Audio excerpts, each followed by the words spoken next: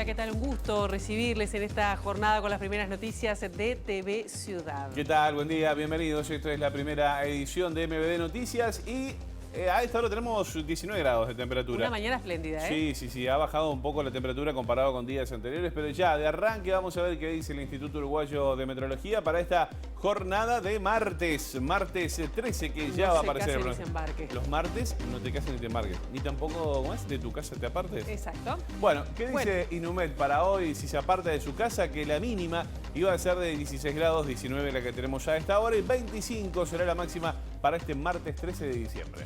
Y para mañana miércoles el cielo estará algo nuboso con periodos de claro, las temperaturas extremas previstas para Montevideo 16, la mínima 31, la máxima subiendo. Aparecen las precipitaciones de cara al día jueves y la mínima será de 22 y la máxima de 25, pero cielo nuboso y algo nuboso con probables precipitaciones aisladas, dice el Instituto Uruguayo de Meteorología. Bien, comenzando algunos de los temas que vamos a desarrollar hoy, les decimos que hoy se cumplen 30 años del plebiscito que frenó la privatización de las empresas públicas. Esta decisión popular abrió una brecha entre el herrerismo del entonces presidente Luis Alberto Lacalle y el líder del Foro Ballista, Julio María Sanguinetti. Por otro lado, les contamos que la trama de los casos Marcet y Astesiano vuelve a poner en tela de juicio las actuaciones de los ministros del Interior, Luis Alberto Heber, y también el canciller Francisco Bustillo. En un ratito les contamos más. Y también ayer quedó inaugurada en la noche en medio de la tormenta por el presidente Luis Lacalle Pou el viaducto portuario que servirá para recibir todo el material que provenga de la segunda planta de UPM, que se espera que van a llegar 200 camiones por día. Pasados por agua, ¿eh? Bueno, así las cosas. Estos son algunos de los temas que vamos a estar compartiendo con ustedes hasta las 8:30 aquí en esta primera edición de MBD Noticias. Ahora vemos cómo está Montevideo a través de las cámaras del Centro de Gestión de Movilidad, @IMTránsito, @MBTransporte, todo lo que ocurre en tiempo real con el tránsito en la capital, algunos aportes que nos hace el CGM. Sí, vamos a decirles que vinculado a lo que estaba diciendo antes de la inauguración del viaducto, quedó habilitada la circulación en ambos sentidos por este nuevo viaducto que se construyó sobre la rambla portuaria de Montevideo. Sí, los vehículos que se dirigen por el viaducto hacia el oeste, saliendo de Montevideo, en el extremo norte del mismo, tendrán habilitado el giro hacia la derecha por la calle San Fructuoso. Sí, quienes transiten por la rambla portuaria desde el oeste podrán girar hacia la izquierda por San Fructuoso y los vehículos que circulan por San Fructuoso hacia el oeste, es decir, saliendo de Montevideo, podrán girar a la derecha por la rambla portuaria. Por su parte, en el extremo sur del viaducto, aquellos usuarios que circulen desde La Paz hacia el oeste podrán girar hacia la derecha justamente por el viaducto. En cambio, quienes se dirijan al sur podrán girar desde la siguiente bifurcación de la calle La Paz hacia la rambla y quienes transiten por el viaducto hacia el centro de Montevideo podrán girar a la izquierda hacia Julio Herrera y Oves. Y aquí en esa cámara lo estamos viendo, así quedó la obra justamente en la zona del puerto de Montevideo. Vamos a ampliar esta información en un ratito nada más con el móvil de Juan Pablo Rodríguez, que va a estar hablando con la secretaria general de la Intendencia, Olga Otegi, a propósito de esta obra y otros asuntos. Sí, quedó precioso lo que es el puente y todo eso. Realmente. Vamos a comenzar el desarrollo informativo y les decimos que el senador Mario Vergara va a concurrir este mediodía a la Fiscalía a cargo de Gabriela Fossati por la investigación sobre el caso de espionaje en su contra y también del senador Charles Carrera desde la empresa Vertical Sky a Alejandro Astesiano cuando todavía era jefe de la custodia presidencial. El CEO de esta empresa Vertical Sky, Mario Paniza, reconoció ayer en nota con Telenoche que el espionaje existió, pero dijo que se trató de una iniciativa personal de su gerente general en Uruguay, Marcelo Acuña. Agregó que la empresa no tuvo nada que ver y que incluso Acuña ya no es parte de Vertical. Sin embargo, Paniza no explicó el pago que su empresa le hizo a Alejandro Astesiano mediante la empresa Western Union 3 días antes de que surgiera información sobre la actuación de Carrera en 2012 como jerarca del Ministerio del Interior, permitiendo que una persona civil se atendiera en el hospital policial. Por este hecho, el oficialismo creó una comisión investigadora que comenzó a funcionar este lunes, pero que suspendió la actividad hasta que la justicia remita el expediente penal iniciado tras una denuncia presentada por el ministro del Interior, Luis Alberto Heber, luego que la información se hizo pública. El espionaje es una de las 3 líneas de la investigación que sigue Fossati sobre Alejandro Astesiano, según explicó el abogado Marcos Prieto, que ayer acompañó a su cliente durante las 5 horas de indagatoria. Había una línea investigativa que era por pasaportes, ahora hay 2 más, como acabo de decir, entonces no es momento de hablar de acuerdos. ¿Esas 2 líneas por dónde van? Como le dije al compañero, hay una por policías y hay otra por la denuncia que hacen los legisladores. ¿Pero qué obstaculiza de pronto este juicio abreviado? ¿Que Astesian no reconozca los delitos que cometió, por ejemplo? Y sí, no lo obstaculiza. El reconocer los hechos es parte de lo que conlleva un acuerdo. Entonces, si la fiscal está trabajando, hoy estamos con más de 4 o 5 horas de declaraciones, no es que obstaculice, es que no es momento de hablar acuerdo hasta tanto y cuanto se siga investigando y se siga trabajando. ¿Hicieron más pruebas, presentaron más pruebas a la fiscal? Digo, porque la semana pasada el ministro Heber vino a traer un nuevo peritaje del celular y más información. Yo estoy citado para mañana a las 10 de la mañana para ampliar la carpeta investigativa, que originalmente era de algo así como 2 teras, y hay más, o sea, está la parte de los policías y de la denuncia de los legisladores, o sea que sí hay más adentro de la carpeta, que ya les digo, estoy agendado para mañana a las 10 de la mañana, eso lleva un trabajo extenso de ver lo que hay ahí adentro, y bueno, y después estaríamos hablando de cómo continuamos próximas semanas, ¿no? Ayer, en el arranque de nuestro informativo, hablábamos sobre la relevancia que están tomando estas comunicaciones que tuvieron la vicecanciller Carolina H. y también el subsecretario del Ministerio del Interior, Guillermo Maciel, por los casos justamente vinculados al pasaporte otorgado al narcotraficante Sebastián Marcet. Estos mensajes fueron los que Cancillería no quiso entregar a la justicia ante un pedido de amparo concedido al Frente Amplio, pero que ayer finalmente obtuvo, luego de hacer un reclamo ante el juez que había otorgado justamente el amparo. Horas después se supo por una publicación del matutino La Diaria que en noviembre de 2021 Maciel le advirtió a H sobre la peligrosidad de Marcet. El ministro Bustillo había argumentado en la doble interpelación de agosto que al momento de emitir el pasaporte nadie sabía quién era Marcet. El hilo de las conversaciones entre Maciel y H. contradice la argumentación del número 1 de la cartera, Francisco Bustillo, en la interpelación del 22 de agosto pasado, donde expuso: en noviembre del 2021 nadie sabía quién era Marcet.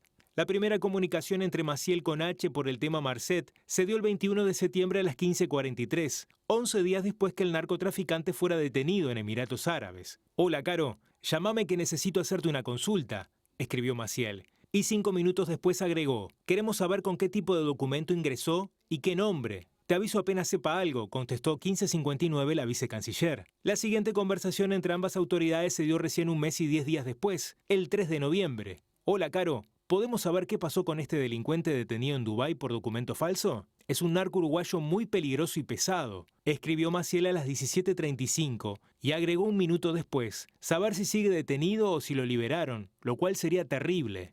Hola, te averiguo, fue la escueta respuesta que obtuvo H 17:38 del 3 de noviembre. El 5 de noviembre, 16:49 horas, Maciel llama nuevamente a H para ver si tuvo alguna novedad y al no obtener respuesta, le escribe: cuando pueda llamame. Casi 1 hora y media después, H le contesta al subsecretario del Interior: sigue detenido. El trámite formal para la emisión del pasaporte a Marcet se había iniciado unos días antes de esa comunicación, el 28 de octubre, pero H nunca se lo comentó a Maciel. El pasaporte estuvo pronto el 25 de noviembre.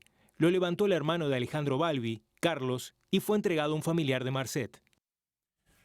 Bueno, y durante la interpelación, esto fue en el mes de agosto, la vicecanciller Carolina H. afirmó que nunca había sido alertada sobre la peligrosidad de Marcet. Como bien decía el subsecretario Maciel, en esas 2 oportunidades él me solicita esa información puntual de la situación de este señor Marcet, a lo cual yo a través de mi secretaría le contesto puntualmente lo que él me pregunta, no me da ningún tipo de detalle de por qué se me lo pregunta, porque me dijo que era una cosa reservada y así yo se lo respondo.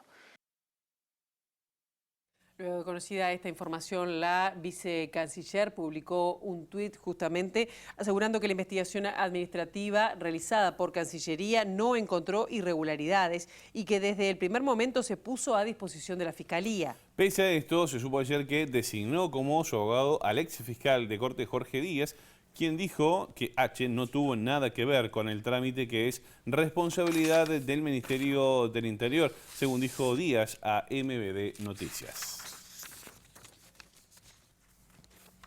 Bien, y cambiamos de tema. Este 13 de diciembre se cumplen 30 años de la realización del plebiscito que frenó la privatización de las empresas públicas en los primeros meses de gobierno del entonces presidente Luis Lacalle Herrera. La votación frenó el modelo de privatización que recorría la región y provocó una ruptura entre el herrerismo y el Foro Vallista. Hay 3 fechas clave de este proceso que comenzó en 1991 con la conformación de una comisión receptora de firmas para impulsar la consulta popular. Conseguidas las firmas, se convocó a una primera votación para habilitar el mecanismo. Se concretó el domingo 5 de julio del año 92 y resultó contraria, debiéndose convocar una segunda, en este caso para el 1 de octubre.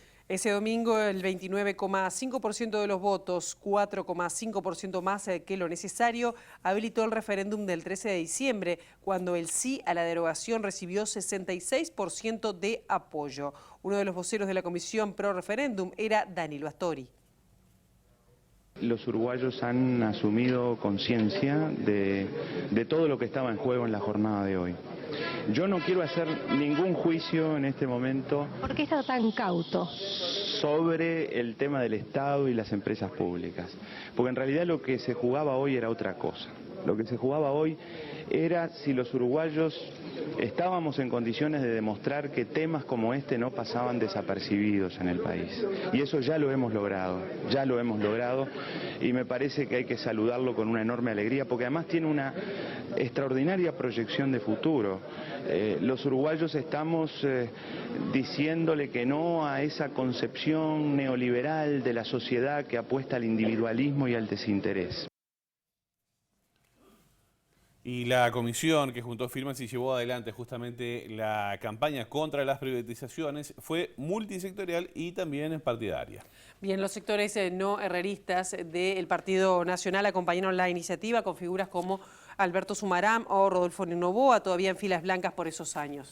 También participaron sectores del Partido Colorado no alineados con las dos corrientes principales, la del Foro Vallista de Julio María Sanguinetti y también la liderada por Jorge Valle. Valle había justamente fijado posición en julio del 92 apoyando la ley, pero Sanguinetti se mantuvo ambiguo hasta 2 meses antes del referéndum. El 6 de octubre se conoció una encuesta de Factum que indicó que la papeleta del sí a la derogación ganaría la consulta y entonces el Foro anunció que se sumaba a la campaña por el sí. Después de esa decisión, Jorge Valle dijo que Sanguinetti actuó como una perdiz.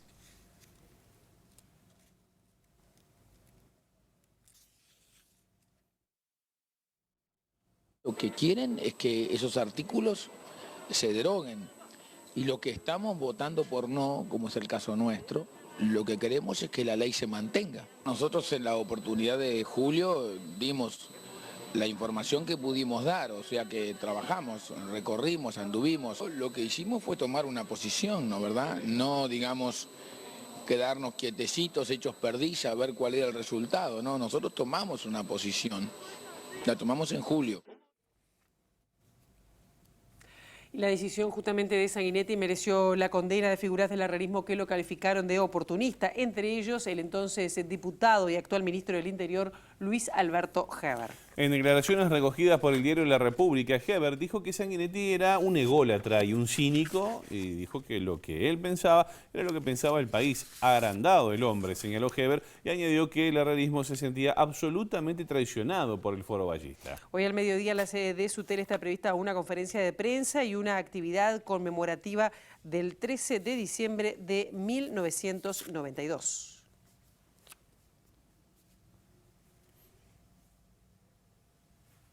Bueno, muy bien, vamos a cambiar de asunto porque a poco más de 10 días de haber sido allanada y su dueño formalizado con prisión por un delito de trata de personas en la modalidad de explotación sexual, volvió a abrir la whiskería de Pueblo Centenario en el departamento de Durazno que había generado toda esta polémica. Sí, mientras sigue la investigación, 9 de las mujeres que trabajaban en el lugar lograron abrir el local este fin de semana con apoyo de la hija del ahora imputado, según una nota del diario El País. Como decíamos, desde un primer momento surgió la polémica porque las trabajadoras aseguran que no estaban siendo explotadas y que se habían quedado sin fuente de ingresos. En el programa Buenas Fuentes de Radio Durazno, Noelia, una de las personas afectadas por la situación, contó su versión. Yo soy de Trinidad y llegué ahí porque, como todos, me informé de que el boliche por la planta y todo eso se estaba moviendo, viste que había trabajo. Y fui, pedí trabajo y me aceptaron. Y te aceptaron. Y durante este tiempo lo has hecho con total libertad. Con total libertad. He entrado y he salido cuando he querido. Yo lo que quiero aclarar es que yo jamás fui víctima de Marcelo. Hoy en día sí soy víctima del sistema. Por otro lado, negó que haya recibido apoyo sindical y también dijo que no hubo presencia de mujeres.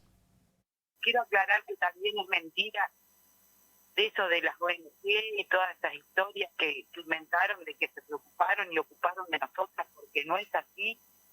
Lo único que fue es una ONG que se llama Otra, sí, solamente a querer asesorarnos de lo que teníamos que decir o lo que podían llegar a preguntarnos de toda esa historia y de los derechos que tenemos como trabajadoras sexuales.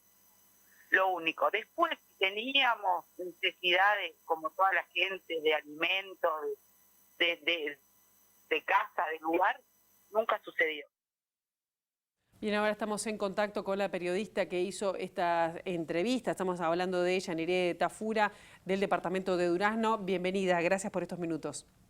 Buenos días, muchas gracias a ustedes. Bueno, estaba escuchando atentamente. Esto es parte de una entrevista que le realizamos a Noé y a Daniela, una ex trabajadora, porque en realidad apostó a estudiar y viene esporádicamente a trabajar a la dulcería después de haber trabajado en forma continua 1 año y medio.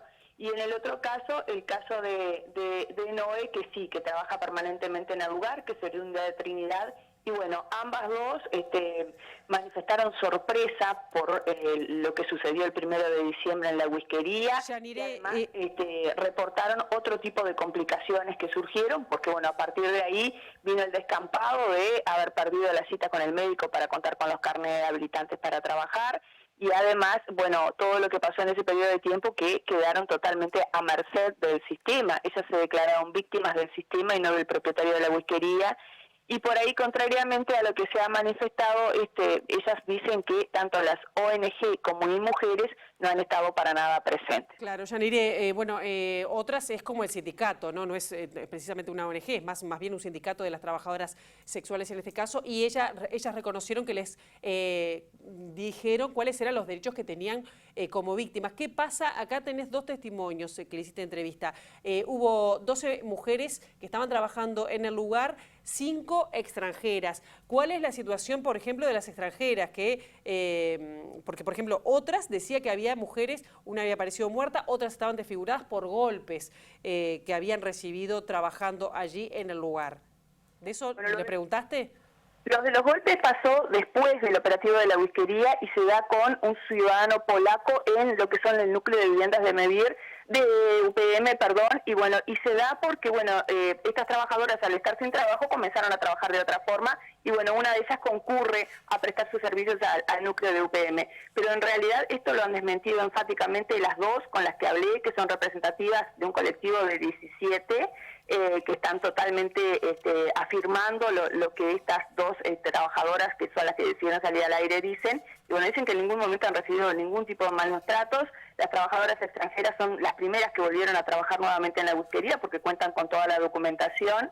Ellas se declaran trabajadoras independientes. El único vínculo que mantenían, según ellas, con el propietario de la whiskería era el porcentaje por concepto de venta de tragos y además el alquiler de la habitación si así lo deseaban y que lo hacía el cliente. Lo pautaba el cliente con el propietario de la whiskería, pero si ellas querían llevar adelante su trabajo en otro lugar, retirarse a un hotel o lo que fuera, lo podían hacer perfectamente. Ajá. Yaniré, en el final te consulto, como decíamos en el arranque, antes de escuchar los testimonios, que esta whiskería volvió a abrir después del allanamiento y demás, pero entre otras cosas, el dueño de la whiskería City Night fue imputado por la fiscal como presunto autor de reiterados delitos de trata de personas en modalidad de explotación sexual con un delito de armas y municiones.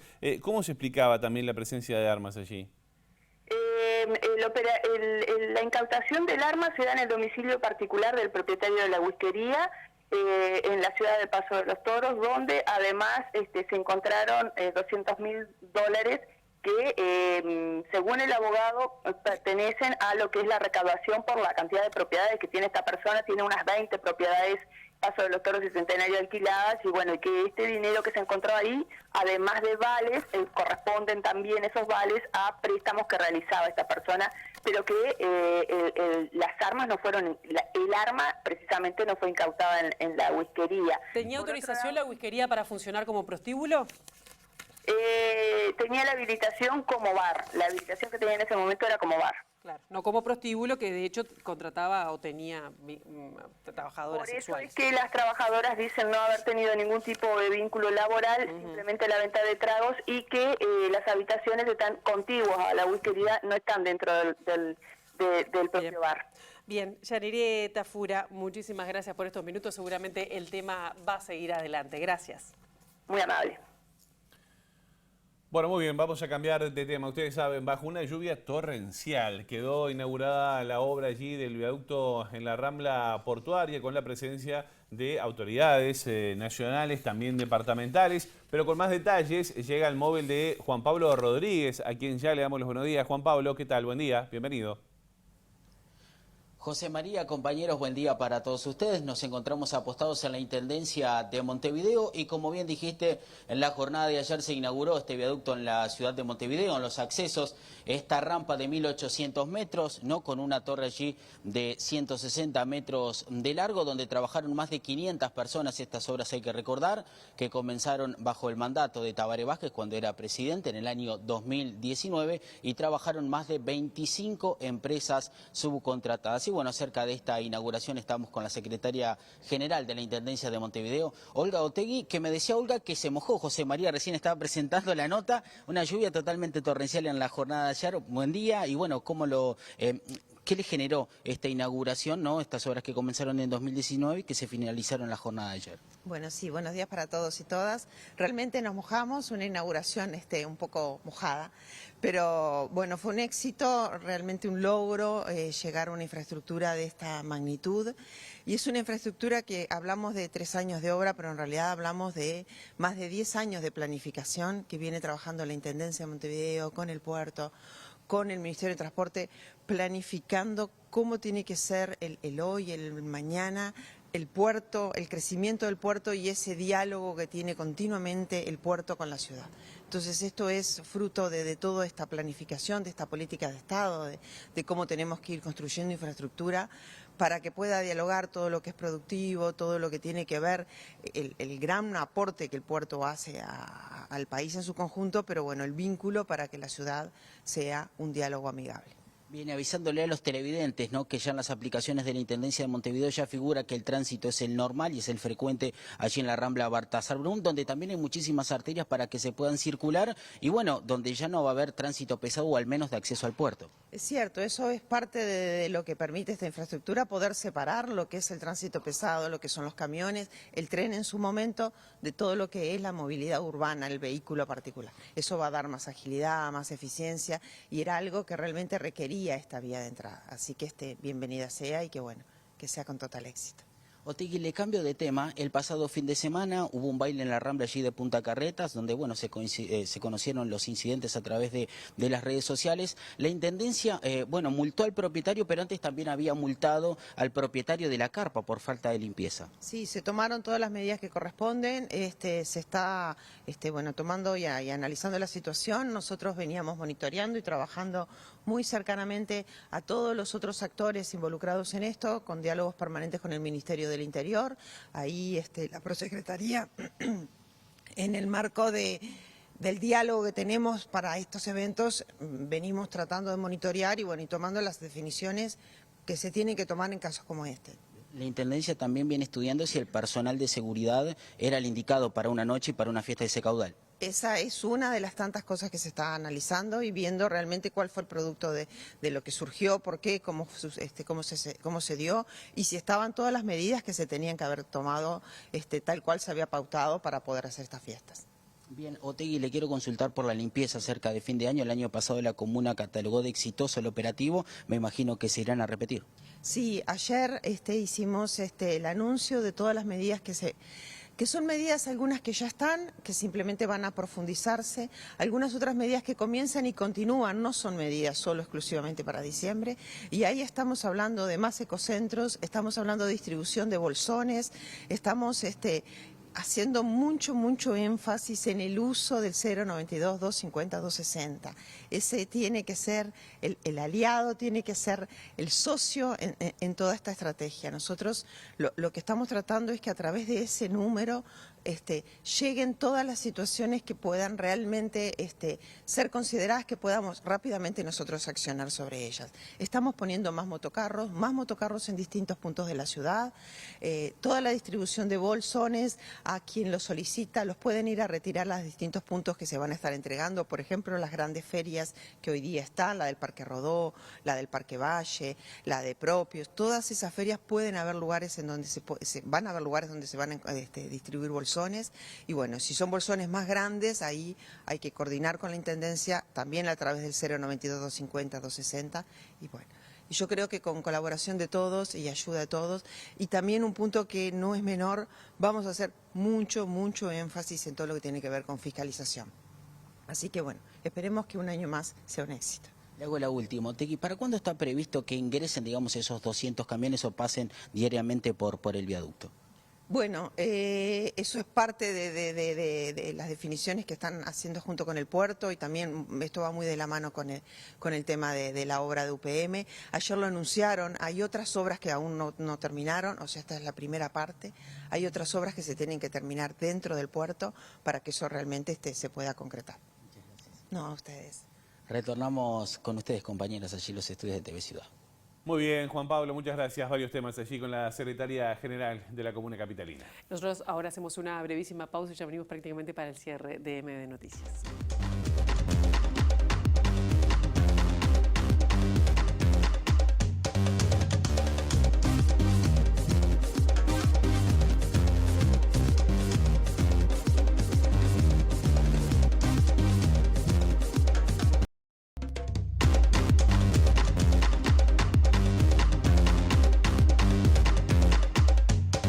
Tramo final de esta primera edición de MB Noticias, 20 grados la temperatura a esta hora en la capital. Hay novedades en Perú porque van 5 personas fallecidas tras los incidentes después de la destitución del exmandatario ahora Pedro Castillo. Vamos a tener más novedades a propósito de este tema en la edición mediodía de MB Noticias, pero ahora surgen otras noticias en Brasil. Sí, exactamente, porque el presidente electo, Luis Ignacio Lula da Silva, finalmente recibió el diploma que lo acredita como ganador de las elecciones. Lo recibió de forma muy emocionada.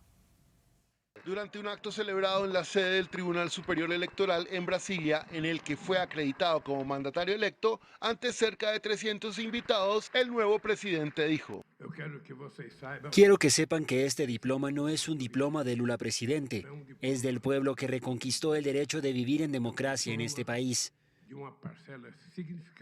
Como en el 2002, cuando recibió el diploma de presidente electo por primera vez, Lula rompió a llorar al iniciar su pronunciamiento y recordar tantas veces que ha sido cuestionado por no tener un diploma universitario a lo largo de su vida. Quiero pedir disculpas por la emoción, porque para alguien que pasó por lo que yo pasé en los últimos años, estar aquí es la prueba de que Dios existe y de que la grandeza del pueblo es mayor que cualquier persona. Sé cuánto le ha costado a mi pueblo esta espera para que podamos recuperar la democracia en este país. Y nosotros hasta acá llegamos con la primera edición de MB Noticias, pero quédese en la pantalla de TV Ciudad porque en minutos arrancamos con Ciudad Viva. La actualización informativa a la 1 de la tarde con Rosina Mayarín y nosotros a las 8 en punto con las primeras noticias aquí en TV Ciudad. Los esperamos. Buen descanso.